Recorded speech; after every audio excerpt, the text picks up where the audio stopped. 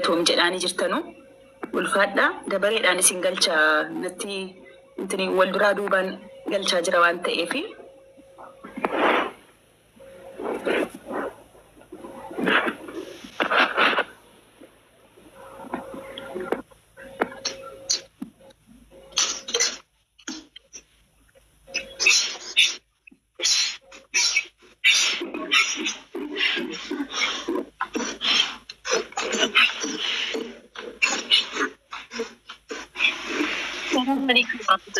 عليكم السلام ورحمة الله وبركاته.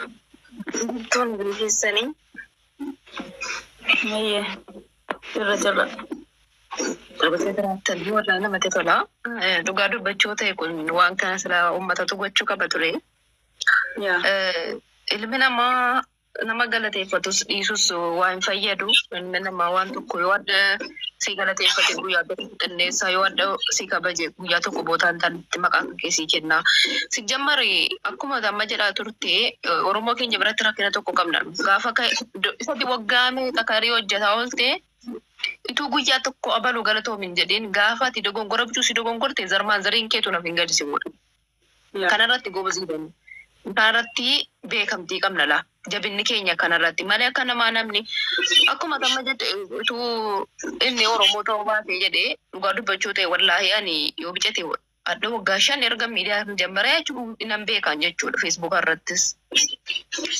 Itu ijoollee zeegaa biraati Itoophiyaa guyyuma ta'ee sila akka kana miti jechuudha. Wallahi dhugaa dubbachuuti. Oromoon keenya inni alhamdulillah amma rabbiin ol isaa qabu amma rabbiin kara fuulduraatti bootaa guddaan isaa qabu amma rabbiin qalbii onnee kana qabaachuun bari waan guddaadha onnee ittiin nama gargaaran. Kennachuu ituu qabu kan kennachuu dadhabee beekatu jira. Hojjetee dabarsee namaa kennuu miti ituu meeqa qabu kan dabarsee namaa kennuu itti jabaatu danuutu jira si galee. Amma rabbiin onnee isaaf kenne alhamdulillah. Kunumti waan guddaadha rabbiin onnee gara laafitti ta'uu namaaf ta'uun saddaqachuun nama gargaaruuni. Akiraa isaatis duniyaa isaatis waan isa yeellaasisu miti. Nu garuu manni Oromoo baay'ee nama yeellaasisna ofitti yeella'uu qabna. Isinii galee nama kana of keessaa qabaannee inni waa isinirraan barbaanne warra mana koonaa bulchaa isiniin jenne kana naa godhaa isiniin hin jenne takkaamu beenii abaluu rakkate gargaaraa malee takka rakkadhe na gargaaraa hin jenne hammaa kennachuu malee namatti harka hiixatee nama kadhatu rabbisan godhe namaayyuu. Kanaafuu jazaakumullahu khairan rabbiin jazaakum jannataan siif kaffalu beekenya baay'ee si jaalladha. Jaallate guyyaa tokko si jibbaa jaallanni kan rabbii siif kennam rabbiin ofiin si haa jaallatu. Amma nus jaallannu caalee rabbiin si haa jaallatu. Ijoolleen ilmi namaa yoo nama jaallates homaa miti yoo nama jibbees homaa miti. Hojiin hojjetu rabbiin jannataan isaan deebisu. Silaa waan kana obboleetti isaan gochuu qabu nu ture silaa. Isinii galee silaa nurraa eegama wanta akka kanaa isiirraatu hin taane nuyi silaa. Kunumti barumsa namni kan keenya baasee kennuu miti. Gadi baanee afaanumaan nu galatoomi jechuun nuti jabaate jechuudha. Dr. Jituudha. Ana Dr. Jituudha jiru. Innaa kanaafuu ijoolleen keenya mubbee jajjabeessaa. Dhugaa dubbachuu ta'e maal waa biraayyuu dhiisaa fooloorumaan argaa jirraa bar. Isa kunoo nabiyyi keenya sallallahu alaihi wasallam arrabsaa jiru. Hacaanuu kan arrabsaa jiru. Zarmaan zariin keenya tuun ofiin Oromoo hunda gadi fuudhee quncisaa jiru iyyuu dhaxxanii fooloo miliyoona meeqaan gahaa jirtan. Waa biraayyuu dhiisaati. Nuyi uummanni Oromoo siluma wal guddisuu hin beeknu, wal jabeessuu hin beeknu, wal tuqeessuu malee. Akka waan aadaa wayii ta'een wajjin uumame wayii yeroo namni ajaa hojjete malee namni gaarii hojjennaani wal jabeessuu wal galateeffachuu maal hin beektanu bar nama galateeffate tu rabbiin galateeffate.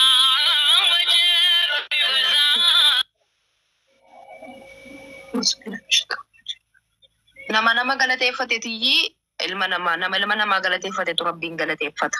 Isinii gadi rabbiin bar sababa godhee mubeessinii ergee nama meeqatu mana arabaa keessaa rakkina meeqa keessaa baatan nama meeqatu iyyii fatanaa meeqa keessaa baatan baareenni dhuma kana keessa ijoollee meeqan beekan waa biraa dhiisaati nama imbaasiin ijjisaa arguu hin dandeenya nama imbaasiitti dawwalame waggaa meeqa beekamu rabbiin sababa godhee mubeenuu ergee ijoollee meeqa fatanaa meeqa keessaa bahan maaliif namni taa'ee yaa rabbi kana naa godhin jedhu sababa godheeti mubeen sababa nuu ta'ee fatanaa meeqa keessaa baate ijoolleen.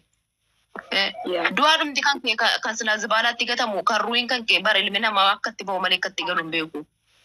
Isinii galee fatanaa meeqa keessa suudii keessatti ijoollee meeqa dhumti kan hin beeku mubee yoo bicate waggaa 13 oli miidiyaa kanaan hangaruu mubee ergan bare waggaa 5 waggaa 5 kana keessa garuu takkaa nama tokko gadi ba'ee mubeen kana naa godhe jedhee ba'een beekuun inni dhukkubsatee fayyes isumatu sababa sanii ta'e kan nama fayyisu rabbiin utuu ta'u sababa malee immoo fayyitu rabbiin mubee sababa sanii godhee fatanaa meeqa keessatti hin darbisaniittu mubeen sababa sanii ta'e du'aan keessan haadhaaf abbaa keessanittis ni galee harka keessa harka siitiin haadhaaf abbaan keessa karsiin qabateetu jiru maaliif ilmi namaa qadaaf qadriidha kan du'u gaafa qaniinsaa ga'e numa du'a. Garuu yeroo ammaa kana keessa duutanii du'aadhuma keessan haadhaaf abbaan keessan harka ofiitiin isin qabaruuni waan guddaadha jechuudha.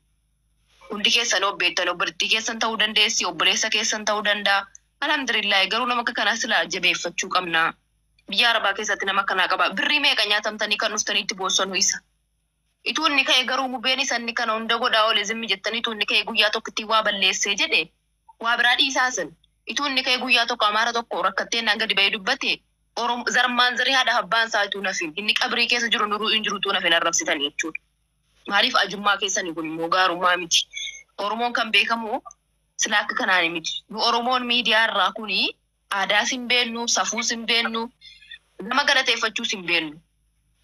Sila nama የሰው ልጅ ያመሰገነ ነው ፈጣሪን የሚያመሰግነው። የምሬን ነው የምላችሁ። በዘር ሳያከፋፍላችሁ በሃይማኖት ሳይለያችሁ ለብዙ ዓመት ፈጣሪ እሱን ሰበብ አድርጓችሁ ስትገላገሉት ነበር። አረብ ሀገር ላይ የተቸገረች ሴት የታመመው አገር ውስጥ እስቲ ንገሩኝ ከማስተር አብነት ምን ለየው? ሙቤን ምን ለየው? ምንም አልለየው። አንድ ቀን አንድ ኢትዮጵያዊ ወጣ ሙቤን አርጎ ይወላችሁ የሰው ልጅ ስታመሰግነው ነው ፈጣሪን የምታመሰግኑት። እሱን አመሰገናችሁትም አላመሰገናችሁትም ምንም የተርፍለት ነገር የለም የሚጨምርበትም ነገር የለም። ለምን ፈጣሪ ከፍሏል የሰራውን ስራ። ዛሬ እንኳን ባይሆን በአኺራ አላህ በጀነት ይክፍልለት። እና ከሰጆልን ኬኛ ነመገለቴፈቹ በራ ሙቤን ኦሮሞ ታውሳቲ ስንተኔ ማዱጋ ረቢ ኦሮሞማ ሳሞ ፍለቴ ኢትናለኔ ማሉማ ነመ ረቢቱ ነማከና ስኒገሌ namni kamiyyuu zarii isaa filatee ittiin dhalanne. Akka hojii isaatii mubee silaaddan waliin argamuu qabu ture darajaa kanarratti.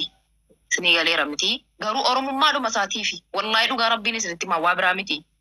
Tu ijoollee biraatiin mubeen akka inni hojjetaaruun bar yoo naddee meeqatti kaa'ameera. Maali meeqatu dhufee diraamaa tokkotti hojjetee makiinaa natti bittanu malee mana naa ijaartanu malee jennaan ijaaraa jirtani miti makeessaan keessatti shamarra biyya Arabaa.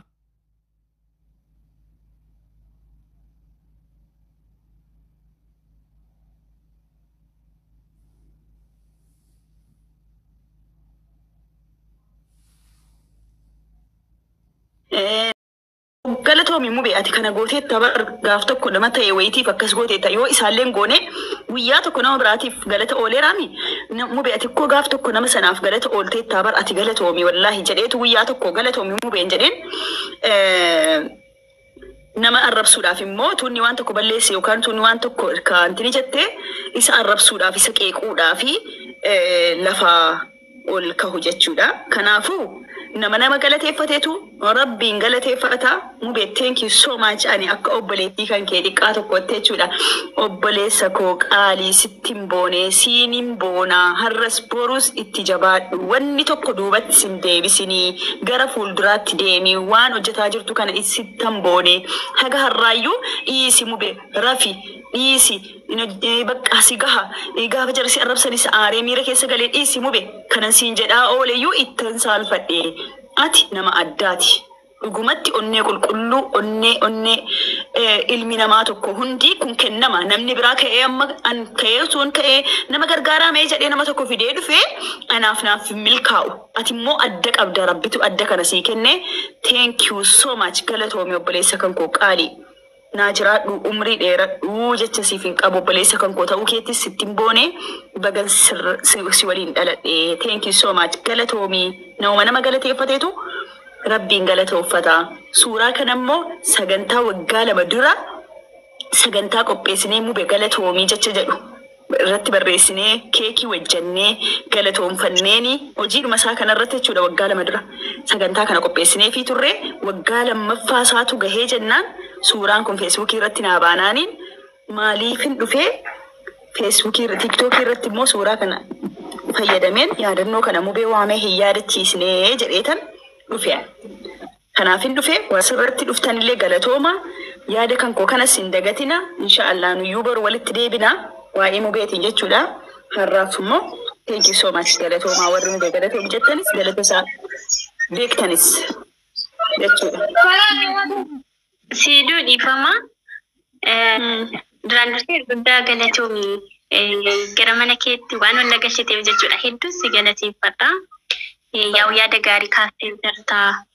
Akkasumas immoo yaadota hijoo kaastee jirta dhugaa dubbachuudhaaf guddaa galatoomii. Qoy tokko dhiifama beesti luce intalli nuti sagantaa kana waliin qopheessinee galatoomii mubee jennee irratti mari'annee hojjannee kun as jala jirtiyyuu qoy oliin siniif galcha. Hiriyaan koo tokko jechuudha. Waggaa lammaffaa sameerre. Gastii ergadhu mee shukriyaa. Si barbaadee si dhabe. Gastii ergadhu sinna bee komentii jalatti malee. Gastii erga sinna bee.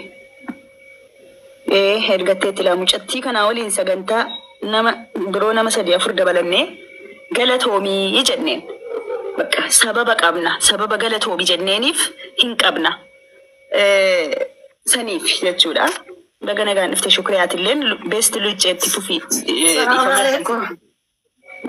Maalikoon qabu yaa'u kana si qofa miti kan galateeffachuu qabu mubeedha.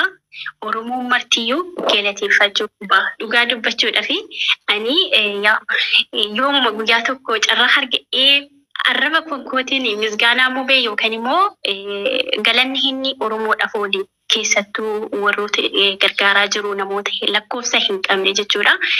Dubbadhaa laata jedheeti garuu har'a carraa argadhee baay'een dubbadhu. Ani walumaa galatti mubeedhaan rabbii umurii isaaf haa dheeressu, rabbiin isarraa haa jaalatu, nagaa isaaf haa kennu, haa galatoomu. Mubeen jabeeffamuu qaba. Sabni keenya yookiin immoo Oromoon mubee jabeeffachuu qaba jedhee dubbachuun barbaada. Dhugaas dubbachuudhaaf guddaa tokko naa galatoomi. Kana sana jechuudhaaf amma jechiyyuun harkaa badaani mubee galateeffachuudhaaf dhugaa dubbachuudhaaf.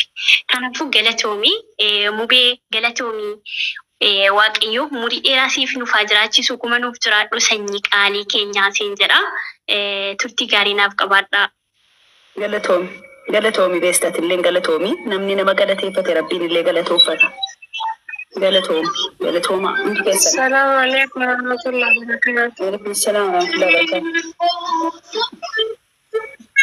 Obboleettii kiyya qaalii lagachuu keetiif baay'ee galatoomii naaf jiraadhu haadha namaa mubeebbaa miskiinaa immoo umurii isaa rabbi nuuf haa dheeressu. Mubaarikii obboleessa keetuun ta'in abbaa uummata beerbera saboodha malee Oromoodhaa fi abaluu fi nama jedhamee fi ibsamuu fi danda'u miti. Mubaarik musammaa jechuun haadhaaf abbaa keessanii rabbiin jannatal firdoos sababa isaatiin caffee jannataa keessa isiniif haa kaa'u. Inni lammaffata ammoo mubaarik musammaa jecha hin qabnuuf isaaf. Wallahi billahi anna gargaaree utuun ta'in lammiidhaaf ta'a malee mubaariki Oromoo bichaa maqaa dha'ee miti kan inni gargaaru. Yaa ummata keenya, yaa ummata Oromoo. Nama waan kanaa gadiiyyuu bakka keessan beektan. Batalee warri biyya faranjii jirtanuu akka kooti akka mataa wallaalummaa kootiitti mubaarikiin lafa kanatti ilaaluu illee hin qabnu. Mubaarikiin jechuun atadhaa barreeffamaan bichaa galatoomi jette akka ummataaf ta'u. Imimmaan isaatiif ija isaatiif mubaarikiin namni wallaale hin jiru. Abashaa miti aramni mubaarikiin wallaale jira jedheenatti fakkaatu anatti.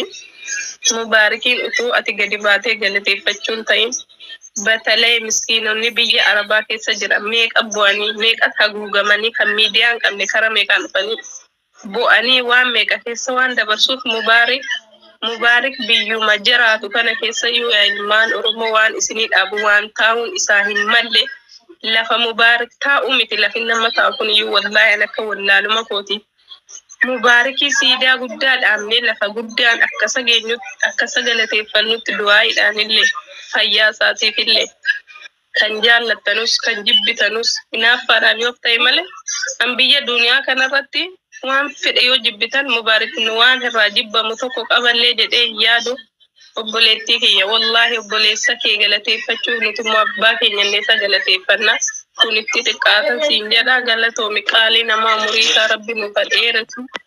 Dhukkuba qaama isaa keessa jiru rabbi keessaa fuudhu ummata biyya faranjii jirtan immoo adaraa keessan مبارك لفا اتلالمو ملومتي بيجراتو قبو كيسان لمثل سنين جدا فايه galatoomii ofiin boontu ulfaadhu kabajamii ulfaadha galatuma keessan ibsuu keessan galatoomii jechuun keessanii isaaf gahaadha oli ammas kan rakkateen kan rakkachuuf deemu jira kan rakkatee immoo harka isaa jiru hedduutu jira sagantaatti godhee jechuudha ekelee kana gargaarsisee furee fi ka'ee rakkoo isaa kana furee fi ekelee kana immoo dhukkuba isaarraa akkasitti sagantaa itti qabee kan muddaa ta'e kan dhibeensa irra guddaa ta'e kan immoo emerjensii ta'eyyuu sagantaatti baasee gargaarsaara malee gargaarsisuu boo'ee kadhatee fuulduree namaa dhaabatee nama cinaa dhaabachuu gubeen hadhas boris ittuma fufaa addaan hin kutu abbaan fedhe waan barbaade jedha malee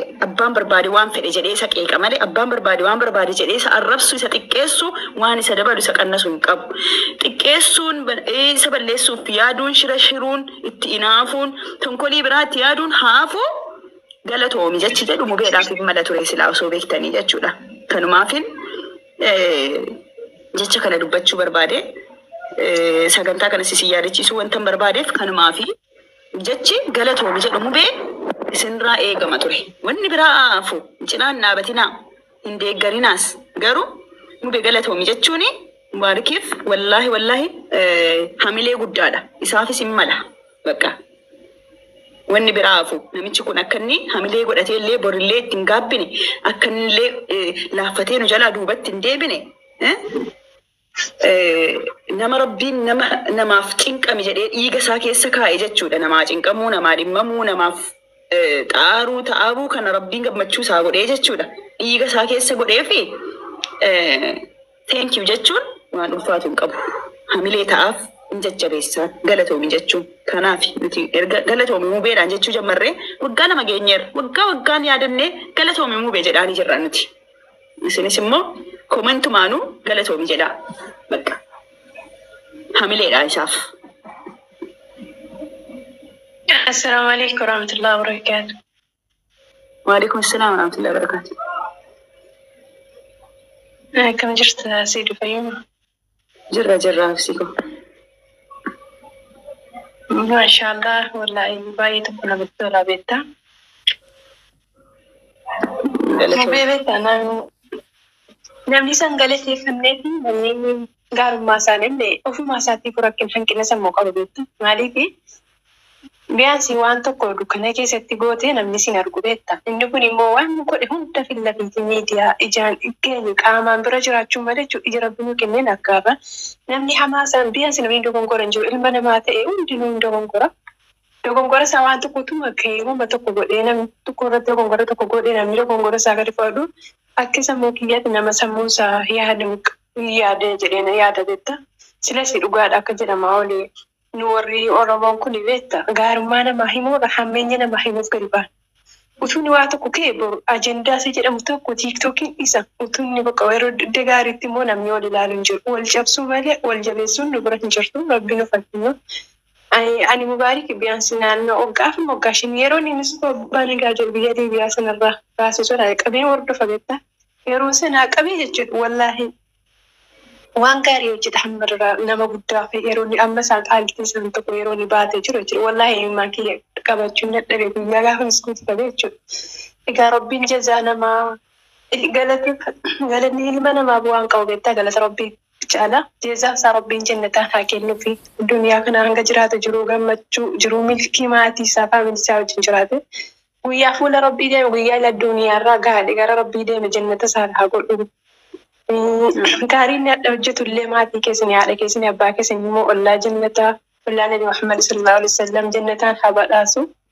Wallahi gaarummaan isaa namni ofii isaatii waan hojjeteef ilmi namaa tokko nama galateeffatee dhisee bu'aa hin qabu. Rabbiin namaaf kaffalaa jazaa namaa jechuudha. Kanaaf rabbiin umurii isaa haa dheeressu. Rabbiin sadarkaa isaa ol haa fuudhu. Duniyaatti illee jiruu gammachuu akiraatti illee jannata saahibina malee. Mubaarik har'a otoo hin taane giyyeen miskuusa nawaasu qabeen hordofa nama guddaas nama bicuus nama amantaa kiristaanaas nama amantaa musliimaas takkaa isaa nama lajja'uun argite nama ol fuudhee baata nama nyaachisa wallaahi jazaan isaa rabbiin haa kaffaluu fi rabbi umurii isaa haa dheeressu ereda deebi'ee galatoomuu bee obboleessa kiyya qaalii. Kan kee galanni guddaa si mala. Ansi galateeffadhee bu'aa hin qabu rabbiin hojii keetii qabee jannatuma isaatiin si habadhaaf jenna wallahi iddoo tokko gaarii dhabeetta. Hojiin isaa hojii nama boossu. Bakka hojiin isaa gadi namni tokko haalli dhiisiitii orminuu leettiin boonna alhamdulillah nama akkasii qabaachuun waan guddaadha. Rabbiin darajaa ta'uu lafa fuudhuu umurii isaa keessatti rabbi baraka haa kaa'u. Sin hunduma keessa rabbi walii umurii sin haa dheeressu jedha wallahi. Iddoo tokkoon kabajaa iddoo tokkoon jaalladha. Akkasi galata guddaa isaa madaamu bee galatoomu jechuu afaanii jechuun miti.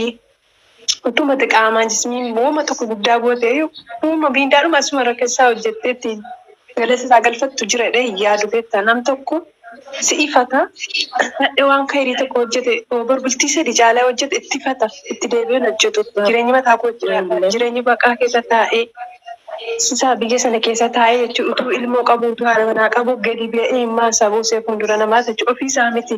Guyyaa tokko na gargaaraa isa jiru dhageenye sin argin nama haadhee himmaa isaa buuse na dhiiraa jechuudha. Wallaahi himmaa inni hadhaasitti buusu kun borimmoo jibnataan haa kaffalamuuf. Jiruu gaarii rabbi isaa haa jiraachisu umurii isaa haa dheeressu warra faamilii wajjin warra milikaa warra kairii keessatti rabbi si haa taasisu jedha. Amiin amiin galatoomii ulfaadhu bareedduu koo kabajam. Mee gaggabaabsaati yaada keessan kennadhaa isinis hundi keessan iyyuu jechuudha. Namni warri seenuu barbaadan dasi. Galatoomii. Yaadannu. Galatooma jirta akkam? Jirra alhamdulillah. Nagaa alhamdulillah. Yaada gaariirra jirtu.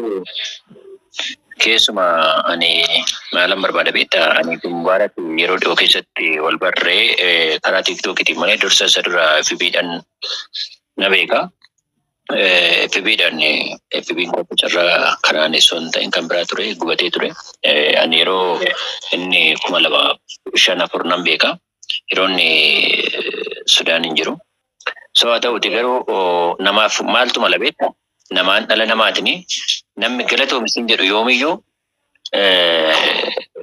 gaariidhaan nama sana barbaaddeen argattu beektee namni taankiusin jedhu nama si jaalatullee nama rabbiin jaalatullee nama of jaalatulleedha. So maal jechuu barbaadetanii addunyaa kana keessa namni qulfii konkolaataa manas haa ta'u waan barbaade si kenne tokko nama si ajjeese. Sababbiin isaa maalidhaa fi maallaqaan ni sii kennu qulfii konkolaataan ni sii kennu jireenya inni har'a dabarsii sii kennu maallaqaan hojjettee iddoo sana bitachuus dandeessa argachuus dandeessa. Namni garuu uumama isaa keessatti taankiyuu galatoomi saba keef dadhabdee tasin jedhu yoomiyyuu hin argamu. Galanni takka afaanii ba'aa waan ta'eef jechuudha. Kanaaf maal jechuu barbaadeni obboleessi koo kun nama qaaliidhaa nama ijoollee isaaf hin jiraanne nama maatii isaaf hin jiraanne nama saba isaaf jedhee jiraatu immoo dhagaa itti guuruun suura gad deebisuun maal jechuun isa cimsa malee isa laaffisu. Kan akka yaadannootti jechuudha inni kun. So kanaaf keessumaa ijoolleen keenya nama jala jirtan hundi keessan iyyuu kan yeroo baay'ee maaliif namni waadaa hin seenu maaliif namni waadaa nyaata jedhee waan baay'ee keessa koo jira sii galee. So amma ol barre kanatti yoo xiqqaati hojii uummanni keenya itti gargaaramu hojii ijoolleen keenya iddoo beelofte itti kaatu hedduu isaa wajjin hin hojjenne irra caalaa kan nuti walitti maxxanaa dhumne nama Liibiyaatti gurgurame Liibiyaa irraa gara biyyaatti galee mana isaanii dhaqee ani gaafan dhaqiin naan jedhee baadiyyaa tokko keessatti na argee ani Liibii dabarsaa ture. Gaafa sana irra caala walitti dhufaa turre Mubaarakiin jechuudha. So baadiyyaan ani baadiyyaa iddoo garaagaraa deemnee nuti suura finnee hojjennee rakkataa Oromoo kun gargaarru jireenya dhuunfaa keenya jiraachuu wallaallee miti. Oromummaatu akkasuma godhaa Oromummaaf gajjennee dadhabnee hojjechaa jirra. Deengadda gaafa aatas illee dhukkubde amma inni dadhabe anatu beeka. Achi taa'ee mucaa bira taa'ee waan baay'ee mucaatti dubbachuu sodaate asillee faana naannoo tokko waan jiraniif keessa na barreessaa ture si galee allis jechuun illee hin dandeenye. Kanaaf adeemsa inni gochaa jiru kun mana rabbiitti tolfachaa jiran si galee biyya lafaa irratti miti. Duuniyaa rabbii keessatti waan ta'e keewwachaa jira. Har'a namaaf immoo waan qallii fakkaata. So kanaaf jabaadhaa bakka jirrutti walaa gargaarroo yoo dandeenye immoo waan goonuun yaada qabnuun karaa paablikiin osoo hin ta'in karaa keessaa namoota biraan illee wanta waliin mari'achaa jirra waan ta'eef karaa keessaa waan citaban immoo hedduun isaa ni jiraata. Paablikiidhaa waan taasifnu hedduun isaa namaaf ajandaa ta'a. Kanaaf Oromoo wal jaaladhu waliin deemi namaan galatoomi jedhu Haati qaatu injibbiin galatoome waan hojjetteef jedhin hojii isaa garuu kan kennuuf Rabbiidha. Kanaaf galatatti isaan balaa galanni isaa immoo warqii fi meetii miti galanni takkuma ulfaadhu bakka jirtutti umurii arraangessaa jiraadhu kanatti yaadde siifaa milkaa'u barri jireenya kee gaaffiin kee hundiyyuu hibboo natti qabdu siifaa milkaa'u jennaan malee waan jennuun hin qabdu jaba abbaatu jabeeffata walaa jabeeffannu isa xiqqaa olaafuunu isa guddaas hunduma jirutti jabeeffannu kanaaf adaraa keessan luka wal jalaan fuudhina walaa jabeeffannu jabaadhaa ulfaadhaa. Amiin galatoomi atilleen yaadannoo ulfaadhu kabajamee jechuma galatoomi jedhu kana qofa sinirraa feena bakka wanni biraa haafu namni kun guyyuma tokko dogoggoree yoo waan gaarii hojjeteera ta'e namatti beektuuf yookaan namatti argituuf yookaan saba keetiif ilmuma namaatiif nama waan ta'e qofaaf ilma namaatiif guyyaa tokko namni tokko gaarii hojjeteera yoo ta'e jechi galatoomi nama koo jettuun kun sitti haa baru. Amma biyya faranjiitti beekamaadha. Araboota biratti shukran jechuun jecha jabaadha. Sooriin fi galatoomii fi dhiifamni biyyoota guddatanitti baramaadhas. Ergataa jira galchisee duuna. Gastii ergadhaa gaayis gastii ergadhaa bakkeedhaa nama harkisuu hin danda'an natti mul'atu nama. Muniir lakkoofsa tokko barreeffata. Muniirii fi shimallis gammachuu mucaa dhugabchi. Dubbadhu yaadannu. Dubbadhuan. Maarseeteedha. Fiiduna suuraan kun keessatti mubeetii miti nuuf yaadannoodha dhugaa rabbi. Anaa akka footi suuraan kun anaaf yaadannoodha. Isaaf waan guddaa yookiin immoo waan guddaa guyyaa sana gooneef utuu hin taaneef jalqaba irratti wallaahi Fatihaa binti Naasir jedhamti. Suudii irra jirti. Biyya Suudii jiraatti. Ibsaa abbaa macaa ana siidunaa taane bakka yaadannoo xiqqoo tokko goonaaf jennee waggaa lama irraati. Wallaahi akka carraa ta'e gaafa tokko dheengadda gaafa tiktookiin isaa miliyoona guunnaanii sarpiraayizii gootanu suuraan kufnaaf bayanaan anaaf immoo si galee ajaa'ibeeyyuu bakka mubeen wadhatti tole maaliifi waggaa lamman isaatti illee ammas deebi'ee sarpiraayizii ta'e wallaahi suuraa sana sheer godhee baay'ee tokkoon gammadee beeyte suuraan kun isaaf utuu hin taane nuyiif yaadannoodha. Garuu waan guddaa goonee fi utuu hin taane bakka jira miti. Nama kana galatoome inni illee ahaa namni kun na daawwataa jira namni kun natti gammadaa jira waan xiqqoo mubeeni wallaahi waan guddaa ati gooturra waan xiqqoo ati gootu bakka galatoome isa gammachiisa kun wallaahi inni waan guddaa ati gooturra akka daa'imaati beeyte inni gammada bakka waan akkana galatoome gaafa inni waan gaarii godhu galatoome jedhaani gaafa inni immoo waan badaa godhu lakkii mubee nu bakka akkanaatti si arguu hin feenu bakki kee asii miti lolaa deebisaanii mubeen nama lolamee deebi'u nama haasaa namaa dhaga'uudha.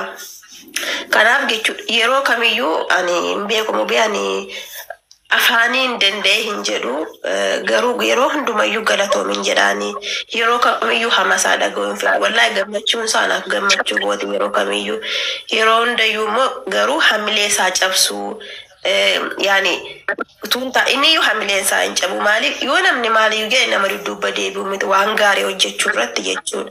Yeroo hundayyuu immoo isaan galatoome jechuun aadaa godhadha. Gaafa inni waa balleesse immoo ilma keessanii kan qutusaatanii obboleessa ta'aatii kan hangafa taatan abbaa ta'aatii namni kun haadha abbaa hin qabu miidiyaa kanarraa miti addunyaa kanarraa nama hin qabne gorsaa deebisaanii gaafa inni waan badii hojjete gaafa inni waan gaarii hojjete immoo galatoomii waan gaarii nu goote yeroo hundayyuu akkuma carraa ta'ee mubee waan akkanaati jedhee gaafa itti himu wallaahi sekoondiitti hin fudhanne galgala naa fidaa jedhee fudhatee birrii 76 biyya kanaa walitti qabeef jechuudha. Kan namni ji'a tokko miti ji'a lama taa'ee gareen ijaaramee walitti qabuu hin dandeenye mubeen saatii tokko keessa birrii 76 biyya kanaa walitti qabee kenneef jechuudha. Kanaaf galatoome yeroo hundoo jechuun mala wallaanaa kootti mubeeko galatoome ana nama biyya kana keessa wajjin jirutti yeroo hundayyuu rakkina koo irratti naqa qabda akka nama abbaasii qabuutti si abdadheetaa wallaahi rabbi wajjiniin wallaahi laazim kanaaf yeroo hundayyuu galatoomi sin jechuudha. Galatoomi shukriyaa ulfaadhu kabajamee miira keessa galtee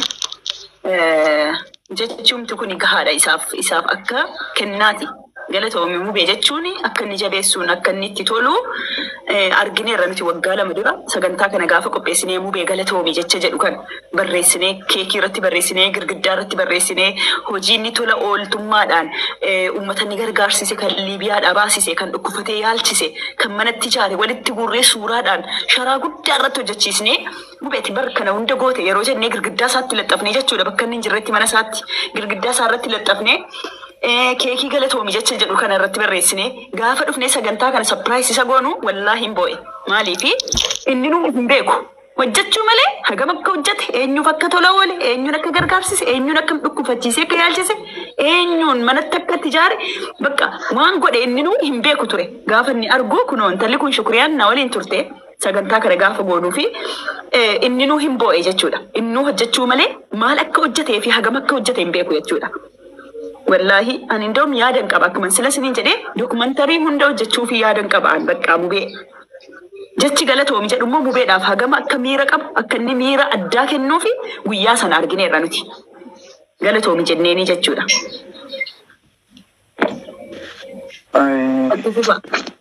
Eshi galatooma ijo gamaga anis dhufeetuma otoman karaa deemuu argeetanii isinitti goree gaafa naggeeffadhu moo waan dhuguma dubbachuuf taanani